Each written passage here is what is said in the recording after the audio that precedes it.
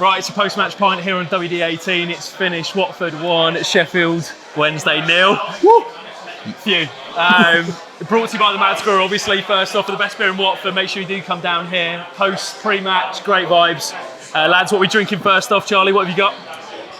This is my favourite now. This is the usual, the Utopia. The Utopia. If anyone likes sour sweets, it just tastes like liquid Tang plastic, but I've got a massive sweet tooth and it's going down a bit better after 3 points. Tastes a little bit sweeter, Yeah. Sam. I've gone with the Is that the classic? It's the Sumo. It's a classic. Yeah, you can't go wrong with it. I've got this pretty much every time since I've come here, so I probably should start to try other stuff as well. But you can't go wrong with it. It just hits different every time. And I'm behaving today. I've just gone with the water. Do you know what, lads? Just first off, just initial feelings coming out of Vicarage Road there. For me, it was more relief than anything else because I felt like we needed that as fans. The club needed that, and Val obviously needed that. So, Sam, what was your overriding emotion coming out of Vicarage Road? It's mixed. I thought we were terrible today, to be honest with you, performance-wise. I thought it was really poor. Up there with the worst we've been this season, to be honest with you, particularly that first hour or so. And we did get a bit lucky as well. Sheffield Wednesday got given a penalty, which got overturned. But delighted that we did manage to get the 3 points in the end. Lovely finish from Zazzera, who I'm delighted for in the end. Like you say, Jacob, huge for the club, for Val as well, because I think some fans are starting to get a bit frustrated and questions would have been asked, I think, if we lost that game. So delighted we got the 3 points, but I've left Vicarage Road with more questions than answers, if that makes sense. More questions than answers, Charlie? Lads, it's all part of the master plan. Because the thing Lull them into a full sense of security, bring the magic on. Nah, it was a tough watch, wasn't it? I think we're at quite a low bar performance. I tweeted at half time, the Vince McMahon meme about special for that opening 45 minutes against QPR, and we are so far off that it's untrue. I just think we're at such a low level at the moment. Confidence is on the floor. We saw last time out in Cardiff, we got a point which was like a bit of a building block, and today it was all about the result. We just needed to get that win, get that confidence back. Performance was bad, and like I said, lots of questions, but that's going to give a bit more breathing space and give us a bit more of a platform. Hopefully we can start to see those principles that we saw earlier on in the season. Yeah, the pressure was on coming into today. Obviously, Sheffield Wednesday have a new manager, Danny Roll. They haven't had a win so far this season under former Watford head coach Xisco Munoz. I think we bless Xisco. He did have a great time there, to say the least. And I think at times, Sheffield Wednesday fans will probably come away a little frustrated. There was one fan I walked past when I coming out of Vicarage Road, and he said they were as bad as us. And I think that was probably fair in the sense that there was a 15-20 minute spell in the second half where you felt Sheffield Wednesday were starting to put the pressure on. Jamal Lewis, we had that incident where we talked about, Charlie's convinced it wasn't a penalty. I think it was the right decision, wasn't it? Yeah, from our angle, we were in the family stand today, and you can see clearly Lewis got big contact. So I think the linesman, you've got to give a bit of credit, because when you've got those travelling Sheffield Wednesday fans bearing down on him. Very true, very true. But it was fair. So, but yeah, at that point, I thought they had the momentum, and I thought this is going to be a classic game. So I think that might have kind of helped to swing the momentum back. And I was speaking to Sam just before we went live, and you were saying about sort of the substitutions for Val. I mean, it did change the game. Kone, I thought, was probably our man of the match. Yeah. Zazzera as well with the goal. Just talk us through, Sam. You felt that was the moment that changed it, do you think? Yeah, definitely. I think all 5 subs had an impact today. Rajovic was quiet again. I think the fact we had that target man up front, I think, gave us a new dynamic, I think, going forward. Something that Bayo perhaps didn't offer in that first half, but the other 4 were exceptional. Kansema, great to see him back. I thought he was absolutely excellent. Was direct, drove the ball forward. I thought he was incredible today. Kone, like you said, a great assist for the goal. I think it was him who had the assist as well. Yeah, it was a lovely pass on the channel. Lovely pass, yeah. And again, he looked more direct. He looked up for it as well. Zazzera, lovely goal as well. I've questioned him. I think at times his decision making is questionable. I was sat there thinking for a sec, he's taken too many touches here, but fantastic finish. And Chatfatatse as well, I thought was really, really good. Really direct, brave with the ball, took risks. And I think that's what you need, particularly when you're playing against a low block like Sheffield Wednesday were playing. You need someone who's going to come in, take those risks, and I thought Chatfatatse did that, so the subs were excellent. Yeah, the subs worked, I think, Charlie, with the fact that the game was stretching, the game was opening up a little bit. You had ball carriers on the pitch. I know you've always been quite a big Kone fan, but for me, he's much better when he has to take responsibility and get on the ball. And he almost glides past players, actually, but I thought he was probably the standout, wasn't he, when he came on? Yeah, I know Zazzera had the moment, but the overall... Yeah, he looked like again, Kone, he can either look like Patrick Vieira or Robbie Savage. Like, there's no in between.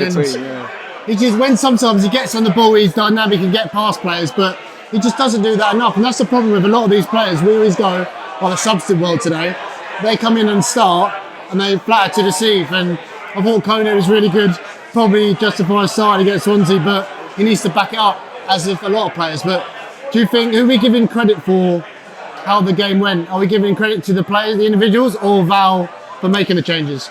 Jacob? Oh, I feel. Do you know what? Sam's Here's the hard question. We'll give you the hard question. Sam summed it up pretty well, I think, when we came out. Like, today was an individual moment has won us the game. So there is an argument to say, should those players be playing from the start? I've always said Asprilla should be starting. I think he's one of our most talented players. But you've got to give credit to Val. He recognised that it wasn't really working with the way we were playing. The subs actually changed the momentum of the game, I thought, and we actually got a bit of a grip in the midfield, which we didn't have before.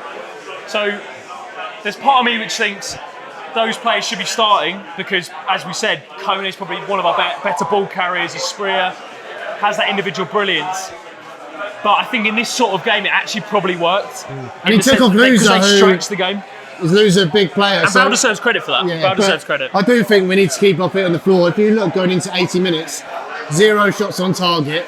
Well, they were defending comfortably, and like we did stretch the game, but it was that man Yasser Asprilla who finally came up with a good. Do you know what? It's a good point you make there, Charlie, in terms of the first half, because the Watford team were booed off. I think a lot, probably rightfully so, in terms of the way we were playing. I'm not a booer myself, but I understood the frustration. There was times in the second half. There was a moment where Porteous played the ball backwards to Batman. Fans started booing.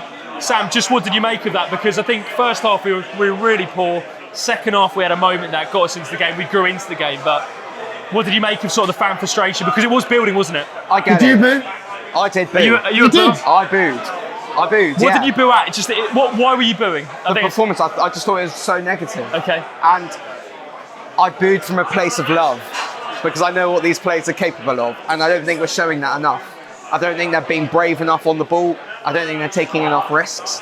And I think that's ultimately why we're in positions where 80 minutes we're struggling against the team who are bottom of the league, with all due respect to Sheffield Wednesday. I look at the two of the 3 games we've won this season, Birmingham and today against Sheffield Wednesday. Both of those games, players got booed off.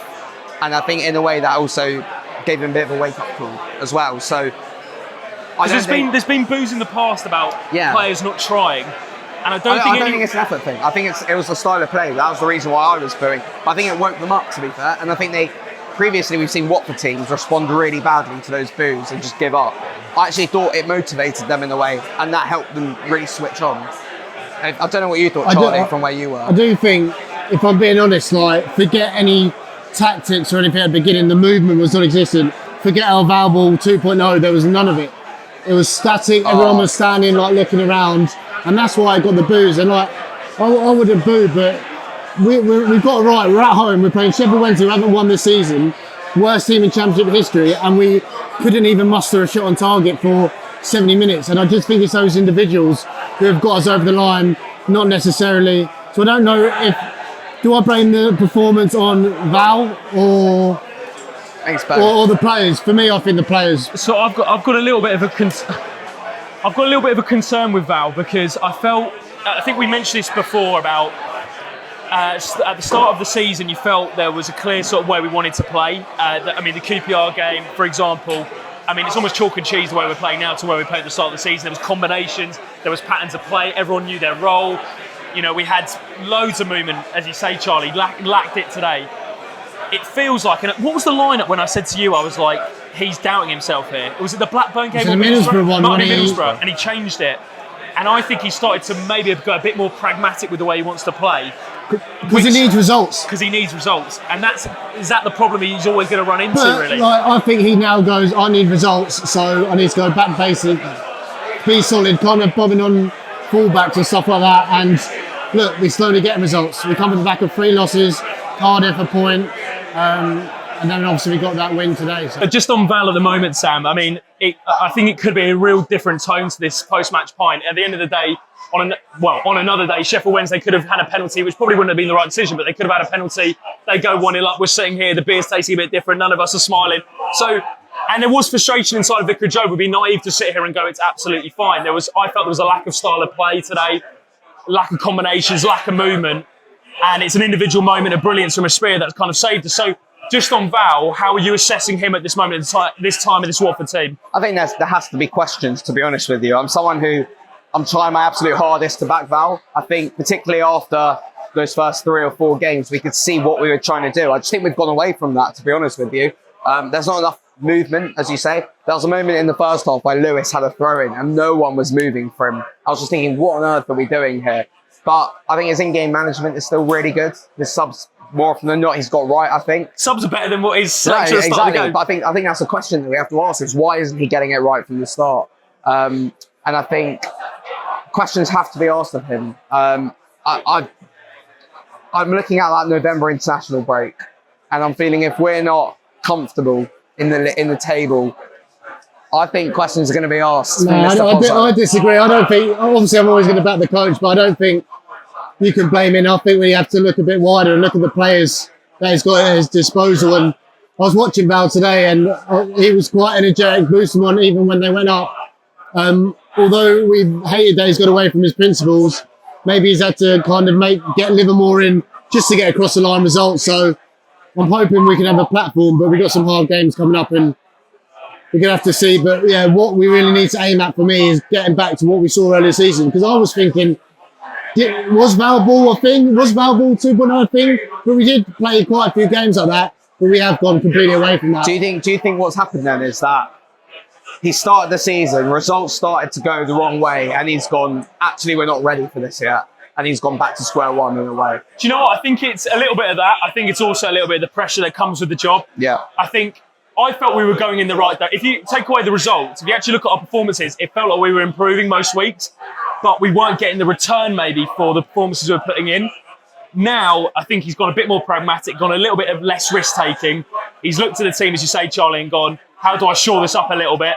The likes of Livermore coming in and having that talent off the bench like Chapfordetsi, Asprilla, etc., to change the game.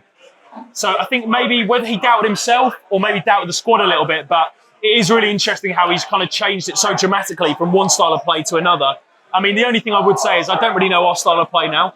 A lot of the time we pass it around the back, we look for the right pass, but actually there's not enough movement to really create that many angles, which I think is a little bit of a problem, Charlie, because if we have on another day, we have a team press us even higher.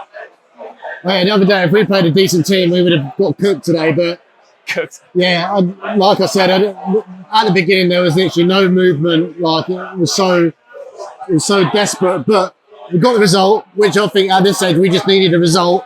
So get back to drawing board. Hopefully another more positive performance against Swansea and kick on. Yeah, looking at Swansea, Sam. Tough away game, and an away game that hasn't been great for us. I think the last time we won there must have been Richarlison last minute. Richarlison, Andre Gray, 2-1. Great limbs, to be fair. But I remember, was it last season? Was it under Bilic? Awful, yeah, Bilic. I think we lost 3-0. We got battered. Terrible performance, and I won't lie. I mean, are either of you too confident for Swansea? That's the interesting thing. Normally after a win, you're going into the next one going, God, I can't wait for it. Yeah. I wouldn't say I'm jumping for joy going into Swansea. Neither of the next two, though. Neither Swansea or Millwall next Saturday. I'm too confident for, to be honest with you. I just think the performance today was so concerning. What would you need to see in this Watford team to make you feel more confident? Bravery. I just want us to be more brave, take risks. We've got capable players there. Players who can get you off the edge of your seat, like Asprilla, like Mateus Martins, Sema. I want them to show it a bit more from minute one. The ones who are starting the game at least. Tom Ince, get us off the edge of our seats, take those risks, take shots on, make those dangerous passes. Ultimately, I just don't think we're doing that. It's just too sideways backwards. And I think you're right. I think it comes down to us being a bit more pragmatic. But to make me more confident, I think we just have to see a bit more bravery. Would you make any changes? I mean, for me, as I say, Kone is probably our best driving with the ball. We've had this conversation so many times. He has to start, doesn't he? I mean, he has to start going Swansea. He can't just coming off the bench. Because, as you say, on another day, we're losing that game and then we're chasing it. Yeah, I think Kone come in. Again, I was sort of Asprilla. Ince didn't do enough today for me. Ooh. I think that's an interesting one. I thought Ince did well. Really? Yeah. I think he gives you 70 minutes, Ince, and then he's tired. But I thought he put in a good shift. His pressing was decent. I just think on the ball, Asprilla ball quality wise, agree, is a level above. But Ince, in terms of maybe defensively, I think that's probably why he's picking him. I think Ince made the most perfect runs today and just wasn't found at all. He looked really frustrated. I'm not sure if you picked up on that, but I thought his runs were great today. I thought he did well. Yeah. So you bring in Asprilla. Definitely Kone. I miss Serralta. What do you think of Jake Livermore today? I think he gives us a bit more nous. Very safe. There was a I don't mind that. There was a 5-yard pass into Bayer in the first half, and he put it like on Bo's ear or something. I was in the family stand and I let out a big swear word. I was like, but he's no you Andre need Pirlo. someone like him. You need someone like him. He's helped get the results Cardiff and today. Agreed. He's no Andre Pirlo, Jake Livermore, or he could be the Watford Pirlo. Pirlo. What he does is he's obviously got, I know experience kind of gets overused sometimes, but he manages the game. And when we went 1-0 up, you felt like you need someone like that on the pitch to give us a little bit more control. I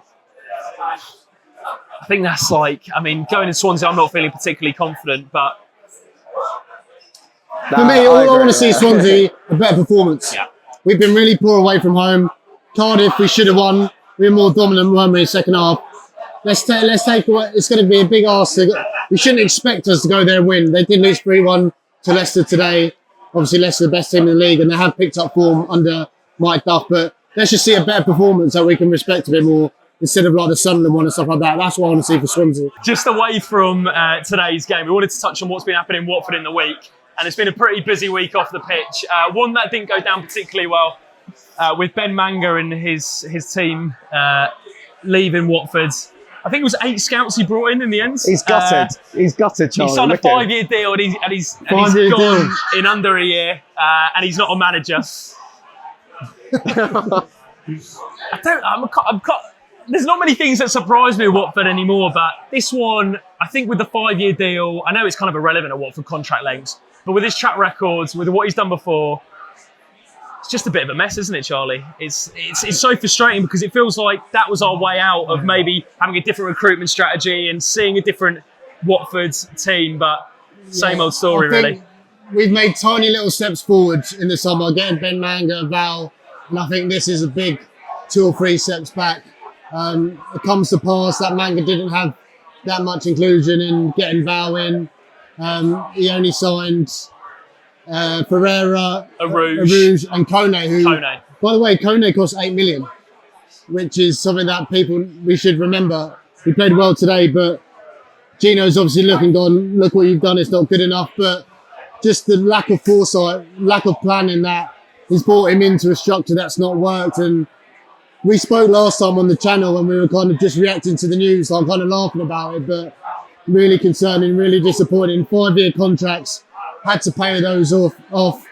And then hearing more details about the responsibility that Val's got, it looks like Val's going to have a lot more say in recruitment. My head of recruitment. The bit that surprised me though was the fact that I thought I genuinely believed Ishmael was a Manga appointment, and both had a sort of understanding of German football. Obviously Val had worked on limited budgets before, but it turns out he wasn't his first choice, and Manga had suggested a couple of other options to basically come in. Sam, it's kind of the same old story. I know I said that to Charlie, but I don't really know what else to say. It was weird when it came out. I wasn't surprised at all with Gioretta in the background, with Pozzo, Duxbury. It was only really going to go one way now, looking at it. Can we go one international break without sacking someone? I beg for that. It's not surprising in a way. I'm really frustrated. I thought it was our way out, as you say. I was ready to give Pozzo a second chance after that, but I don't see how we're going to get out of this mess until Gino leaves the football club. Ultimately, I don't see a quick fix to this. I thought Manga was that fix, and clearly not. So frustrating, quite annoying, to be honest with you. I thought they were really backing Manga, giving him. You see the club statements as well over the last season where it was Manga signing them off, but clearly he wasn't given as much power as we thought he was. This is what's happened before, Sam. Do you remember this season before with Edwards and Gioretta? Yeah, Gioretta was going to leave. To give Edwards more autonomy, it transpires that Gioretta stays on. Yeah. I mean, a leopard doesn't change the spots. My big problem with it is now, read Andrew French stuff because it's really, really good, really detailed. And they're saying now that Val was going to have a lot more responsibility, especially more recruitment, overseeing a lot of the football side of the business, which for a manager is a big thing to take on. So what happens if we lose today? Booze at Vicarage Road. I just don't trust that Gino's not going to sack him, and it's just... Do you think he's lost a bit of interest? Who? Pozzo. Ooh. I had a discussion with a fan before the game today, and I was just saying about the season. He goes, now the Premier League isn't a realistic aim. He's lost a little bit of interest. They've cutting costs a little bit. It's a lot of money though to sack someone on a 5-year deal and the whole recruitment team.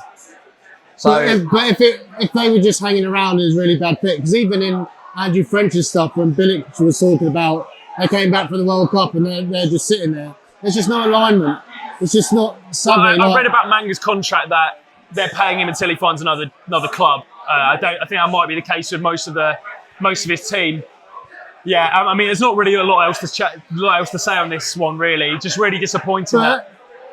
Emmanuel Dennis. But yeah, Emmanuel Dennis. Now, as Sam mentioned, Valérien Ismaël supposedly has more control over recruitment, and one of the names that had been suggested to him because he's a Mogi buyout client, isn't he, Dennis? He is indeed. And he was put forward as Emmanuel Dennis to return to Watford. Obviously, he left Watford to Nottingham Forest for 25 million. He's now in Turkey at the moment at Istanbul.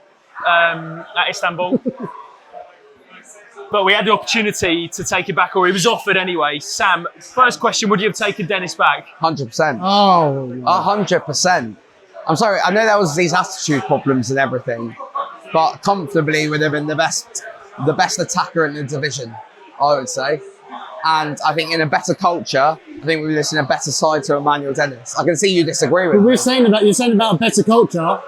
You've got to think big picture. He would have made the culture worse, and it's widely even known how much of a bad egg he was. And look, would it have improved the team, Charlie? It doesn't matter. We've had João Pedro Ismail Assar in the Championship and still finish 11th. He wouldn't have. What would he have done? Got us to 14th. You're going to have to take some pain with this new Watford rebuild. You've used the example about Arsenal, Arteta, Aubameyang, Ozil. Got rid of them, and they were terrible the first couple of seasons. I think big picture, you need to create a culture, and Val is trying his hardest to do that. So for me, I think this was a right decision. Cho was another one there, wasn't it? Cho. So yeah, what with the other bit of news from Andrew French's article was obviously Rajovic has come in, but Cho was linked. Kaba was linked. I think they were probably the options ahead of Rajovic, if we're being completely honest. They were the two that were being linked. What you said about Dennis, don't you get away with it? So two things. I would have taken Dennis back, and for two reasons. Charlie mentioned a rebuild. I don't think you could do a rebuild under the same owners, personally. I don't think you could build a culture under the same owners, personally. And would it have made this team better?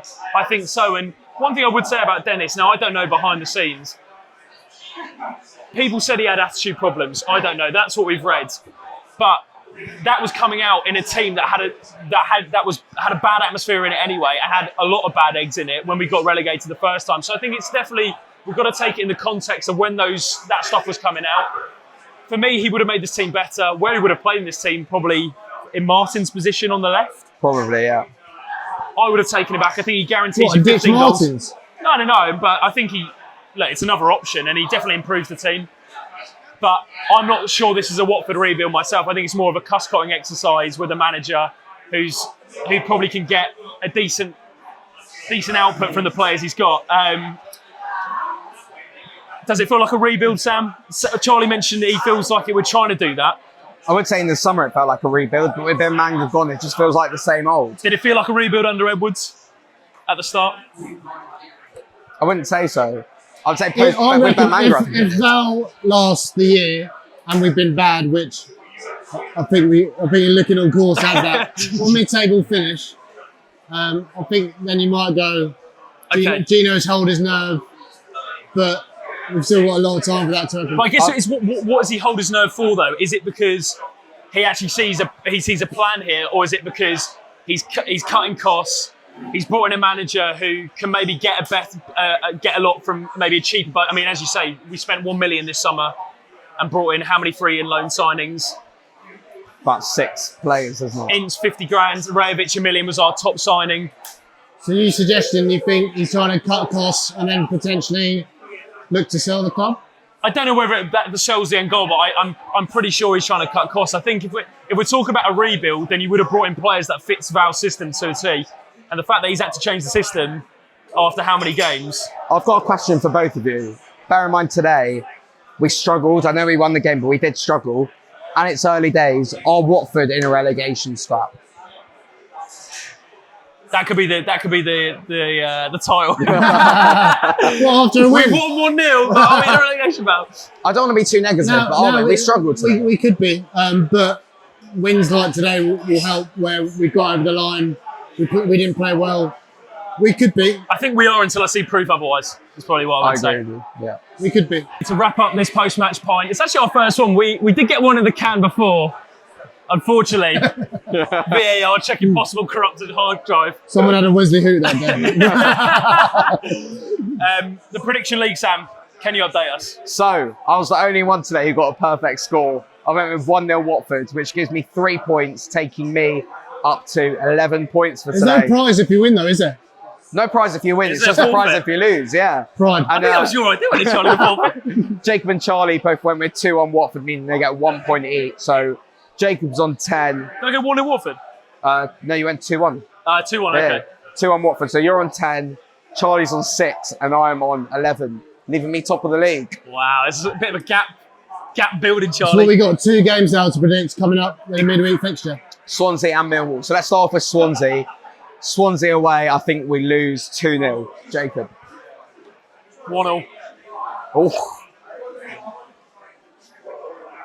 1-0 Watford win. I've got to go for broke now, lads. Oh, it can't get worse, can You it? gotta It go. can. and Millwall. Oh, it can. And then Millwall at home. What was their result today? They drew 1-0 at 12:30. It's quite tough because I feel like my feeling would change after the Swansea game, but I'm thinking another home game. I'm going to go 0-0. We always struggle against Millwall. I think we lose 1-0. We're going to be buoyed by our away win in Swansea, but then concede late. I'm going 1-1 1-1. against Millwall. Mystic Zazzera. Just final thoughts, lads. What a lovely post-match point. Just Lovely. a quick review of the sumo. I finished For my people who sumo wanna come down to Mad Squirrel. during this video. It was lovely, and I might have seen negative today, but delighted Watford won. Delighted for Espria and the players out there as well. Delighted for everyone. Sam's delighted. You are. Relieved is the main feeling, Relieved. but it's great just seeing you guys coming in Mad Squirrel. Also, Pleasure's all ours. I've got our football on as well. do you know what? We did actually consider wearing the same jumps for this video, but we thought we just want a do you know competition. what? We don't have triplets. It's best that I'm in the middle because Charlie's got our football, Jacob's got the retro shirt, I've got our football and the retro shirt, so I've got the best of both worlds. here. Unbelievable. Come with some models. Charlie, yeah, relieved. Yeah, relieved going for a curry tonight. What's the curry order? Chicken booner, lamb booner, prawn booner, mushroom rice. So Bag of chips, we're Kevin, and talking nine about poppadoms. Lamb booner, if I'm not sure. If I feel like there's a curry house, it's got some credentials. Okay. Might have a Jalfrezi. but Wow. Jalfrezis can go 1 or 2 ways for me. Good luck, mate. Thank you. Drink responsibly and eat curry responsibly as well. Make sure to leave a like on the way if you did enjoy. Follow the guys on socials, link in the description below. Follow WD18 at WD18 fans. Subscribe to the channel. More content on the way. If you want to see more post-match pints, let us know. And we'll see you in the next one. Take care, guys. I'll be honest. Hello.